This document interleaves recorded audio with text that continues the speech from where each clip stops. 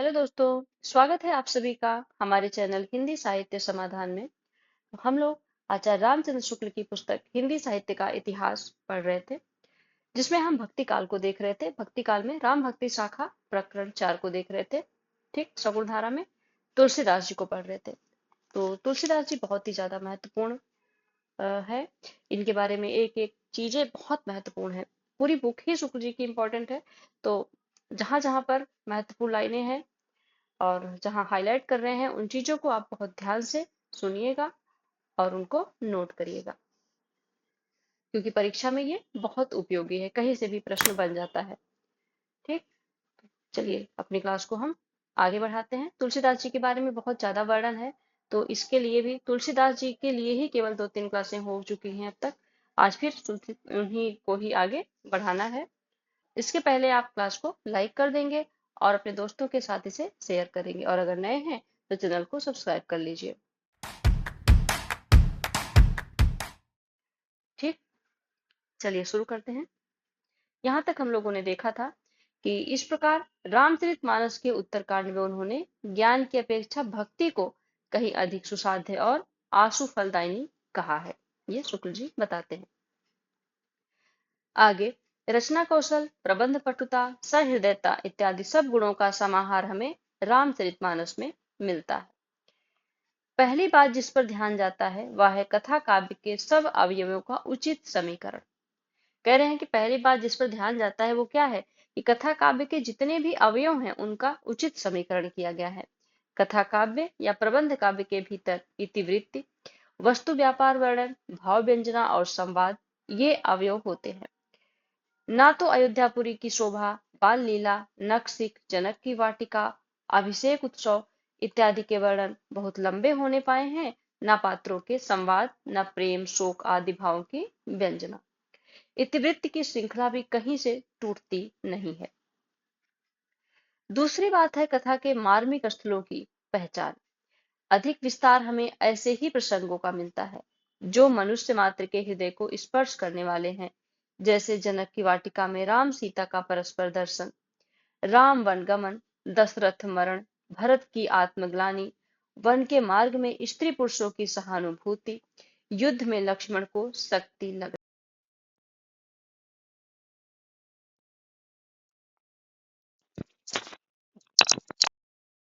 कि कौन कौन से मार्मिक स्थल हैं इसमें।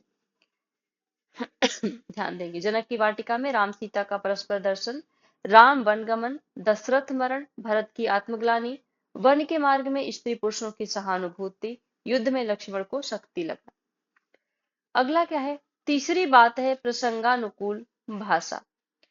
रसों के अनुकूल कोमल कठोर पदों की योजना तो निर्दिष्ट रूढ़ी ही है, उसके अतिरिक्त गोस्वामी जी ने इस बात का भी ध्यान रखा है कि किस स्थल पर विद्वानों या शिक्षितों की संस्कृत मिश्रित भाषा रखनी चाहिए और किस स्थल पर ठेठ बोली।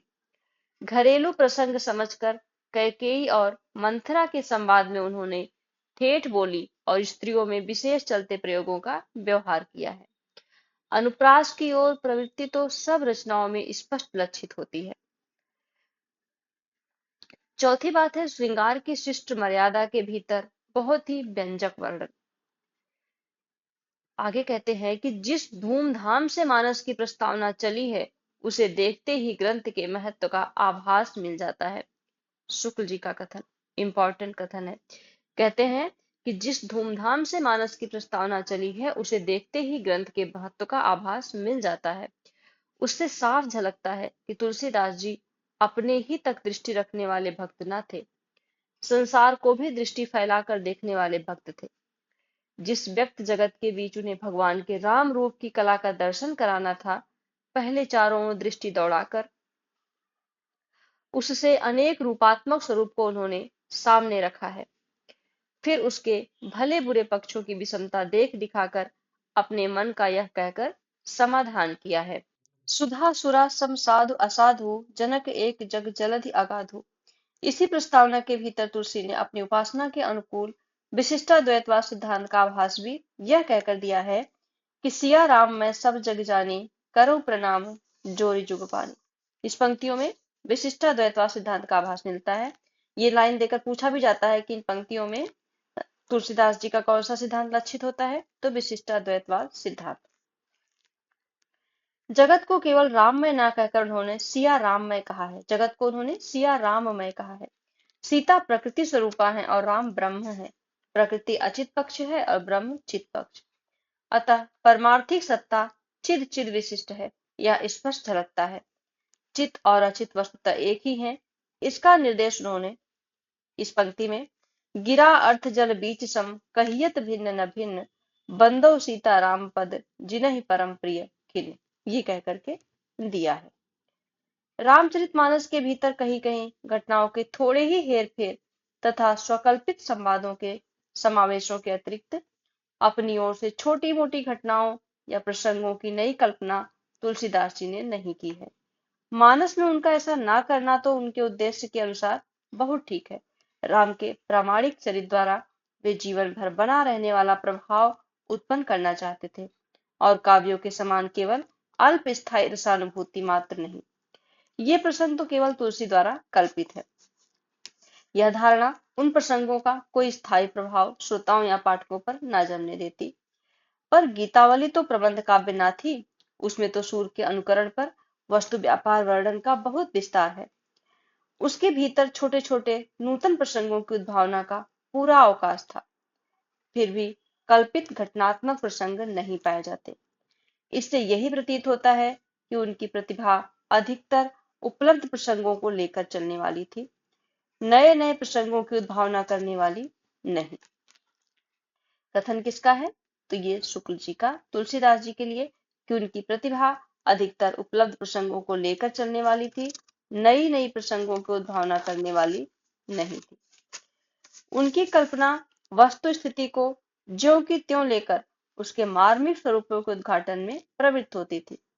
गोपियों को छकाने वाली कृष्ण लीला के अंतर्गत छोटी मोटी कथा के रूप में कुछ दूर तक मनोरंजक और कुतूहलप्रद ढंग से चलने वाले नाना प्रसंगों की जो नवीन उद्भावना सूर सागर में पाई जाती है, वह तुलसी के किसी ग्रंथ में नहीं मिलती है। तो ये लाइन भी पूछी जा चुकी है, प्रश्न बन चुका है कि नाना प्रसंगों की जो नवीन उद्भावना सूर सागर में पाई जाती है, तुलसी के किसी ग्रंथ में नहीं मिलती। किसके लिए कहा है, किसने कहा है? तो शुक्ल जी ने तुलसीदास जी के लिए कहा है। क्योंकि सूर सागर सूरदास जी का है, तो इसलिए सूरदास और तुलसीदास जी में कंफ्यूजन हो जाता है इन दोनों में। तो हमें ध्यान रखना है कि शुक्ल जी ने तुलसीदास जी के लिए ये कहा है। रामचरितमानस में तुलसी केवल कवि के रूप में ही नहीं, उपदेशक के रूप में भी सामने आते हैं।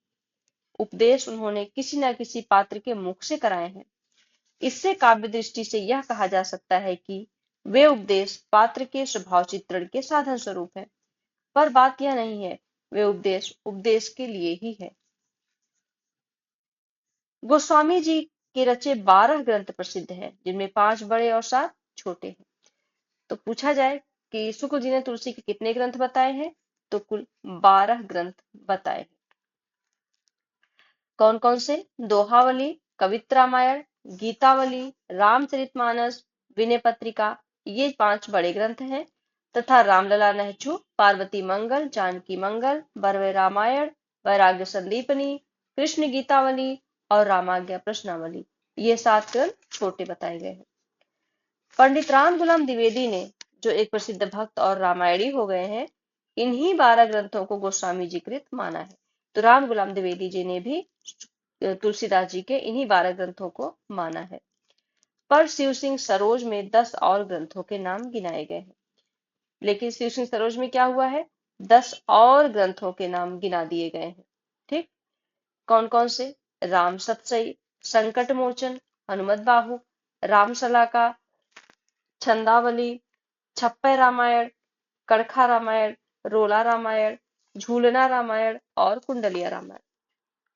इनमें से कई एक तो मिलते ही नहीं। हनुमत बाहु को पंडित राम गुलाम द्विवेदी जी ने कवितावली के अंतर्गत ही लिया है। हनुमान बाहु को राम गुलाम द्विवेदी जी ने कवितावली के अंतर्गत ही रखा है।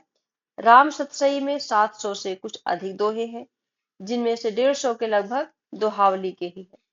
अधिकांश दोहे उसमें कुतूहलवर्धक, चातुर्य लिए हुए और क्लिष्ट है। यद्यपि दोहावली में भी कुछ दोहे इस ढंग के हैं पर गोस्वामी जी ऐसे गंभीर, सहृदय और कला मर्मज्ञ महापुरुष के ऐसे पद्यों का इतना बड़ा ढेर लगाना समझ में नहीं आता।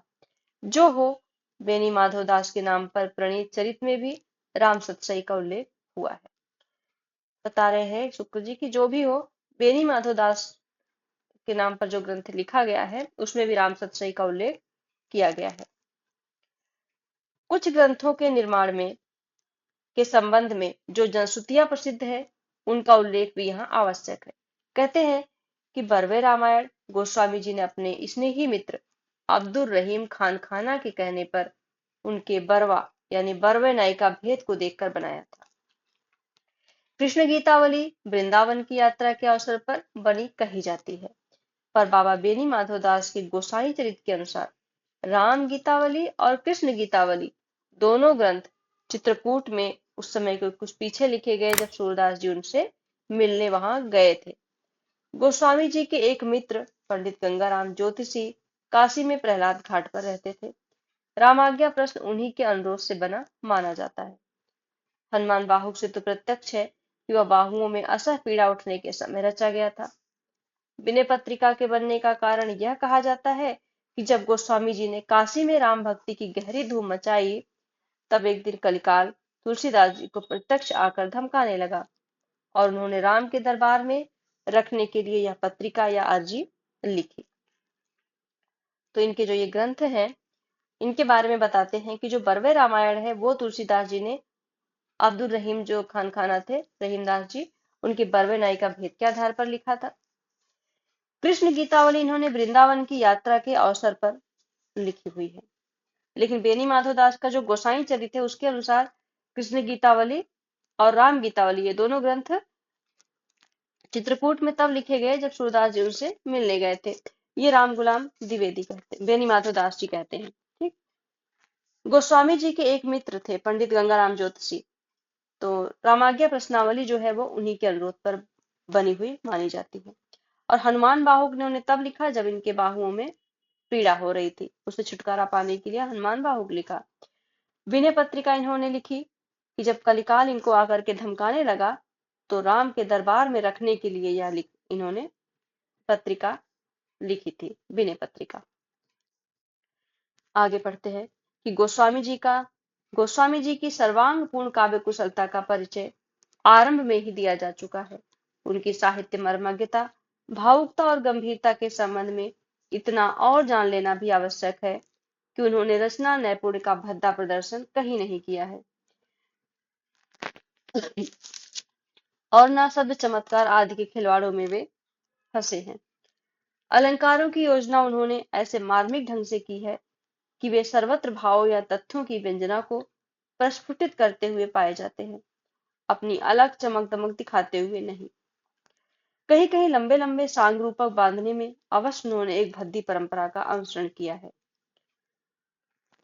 दोहावली के कुछ दोहों के अतिरिक्त और सर्वत्र भाषा का प्रयोग उन्होंने भावों और विचारों को स्पष्ट रूप में रखने के लिए किया है, कारीगरी दिखाने के लिए नहीं। उनकी सी भाषा की सफाई और किसी कवि में नहीं। सूरदास में ऐसे वाक्य मिलते हैं जो विचारधारा आगे बढ़ाने में कुछ भी योग देते नहीं पाए जाते, केवल पाद प्रत्यर्थ ही लाए हुए जान पड़ते हैं। इसी प्रकार तुकांत के लिए शब्द भी तोड़े मरोड़े गए हैं, पर गोस्वामी जी की काव्य रचना अत्यंत प्रौढ़ और सुव्यवस्थित है, एक भी शब्द फालतू नहीं। खेद है कि भाषा की यह सफाई पीछे होने वाले बहुत कम कवियों में रह गई। सब रसों की सम्यक व्यंजना उन्होंने की है, पर मर्यादा का उल्लंघन कहीं नहीं किया है। प्रेम और श्रृंगार का ऐसा वर्णन जो बिना किसी लज्जा और संकोच के सबके सामने पढ़ा जा सके, गोस्वामी जी का ही है। हम निसंकोच कह सकते हैं कि यह एक कवि ही हिंदी को प्रौढ़ साहित्यिक भाषा सिद्ध करने के लिए काफी है। शुक्ल जी कह रहे हैं कि हम निसंकोच कह सकते हैं कि यह एक कवि ही हिंदी को प्रौढ़ साहित्यिक भाषा सिद्ध करने के लिए काफी है। अब आते हैं स्वामी अग्रदास, रामानंद जी के शिष्य अनंतानंद और अनंतानंद के शिष्य कृष्णदास पैहारी थे।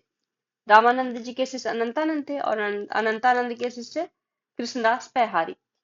कृष्णदास पैहारी के शिष्य अग्रदास जी थे। इन्हीं अग्रदास जी के शिष्य भक्तमाल के रचयिता प्रसिद्ध नाभादास जी थे। अग्रदास के शिष्य कौन थे? नाभादास जी थे, जिन्होंने भक्तमाल लिखा था। गलता राजपूताना की प्रसिद्ध गद्दी का उल्लेख पहले हो चुका है। जो गलता में जो गद्दी स्थापित की थी कृष्णदास पैहारी ने अजमेर में, उसका उल्लेख पहले हो चुका है।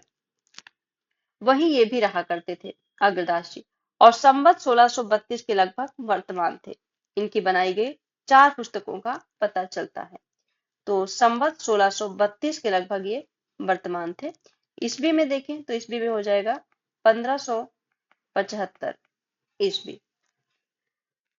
इनकी 4 पुस्तकों का वर्णन करते हैं। शुक्ल जी ने अग्रदास की कितनी पुस्तकें बताई हैं? 4। हितोपदेश, उपखाड़ा बावनी, ध्यान मंजरी, राम ध्यान मंजरी, कुंडलिया।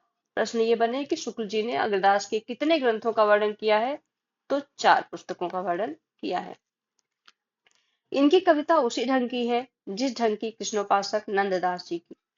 उदाहरण के लिए यह पद्य देखिए। कुंडल ललित कपोल जुगल अस परम सुदेशा, तिनको निरखि प्रकाश लजत राकेश दिनेशा। मेचक कुटिल विशाल सरोरुह नयन सुहाए, मुख पंकज के निकट मनो अली छौना छाए। तो ये पंक्ति अग्रदास। इनका एक पद भी देखिए। पहरे राम तुम्हारे सोवत, मैं मतिमंद अंध नहीं जोवत। अपमारग मारग नहीं जान्यो, इंद्री पोषि पुरुषार्थ मान्यो। औरन के बल अनत प्रकार, अगरदास के राम आधार। तो ये तो थे अग्रदास जी। अब हम देखते हैं नाभादास जी को। नाभादास जी ये उपर्युक्त अग्रदास जी के शिष्य थे, बड़े भक्त और साधु सेवी थे। संवत 1657 ईस्वी के लगभग वर्तमान थे और गोस्वामी तुलसीदास जी की मृत्यु के बहुत पीछे तक जीवित रहे। तो नाभादास जी अग्रदास जी के शिष्य थे और बड़े भक्त और साधु सेवी थे। ठीक। संवत 1657 के लगभग वर्तमान थे। 1657 ईस्वी में 1600 ईस्वी हो जाएगा। इनका प्रसिद्ध ग्रंथ भक्तमाल संवत 1642 के पीछे बना और संवत 1769 में प्रियादास जी ने उसकी टीका लिखी थी। तो जो भक्तमाल था ये कभी बना था इनका 1642 ईस्वी में। देखेंगे तो ये हो जाएगा 1585 ईस्वी में इन्होंने भक्तमाल लिखा और प्रियादास जी ने इसकी टीका लिखी थी। तो टीका इन्होंने कब लिखी थी?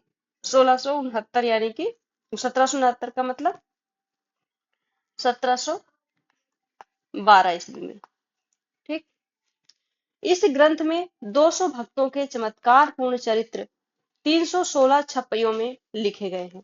तो भक्तमाल में 200 भक्तों का चरित्र, जीवन चरित्र है और कितने छप्पे हैं? 316 छप्पे में लिखा गया है। इन चरित्रों में पूर्ण जीवन वृत्त नहीं है, पूर्ण जीवन वृत्त नहीं है, केवल भक्ति की महिमा सूचक बातें दी गई हैं।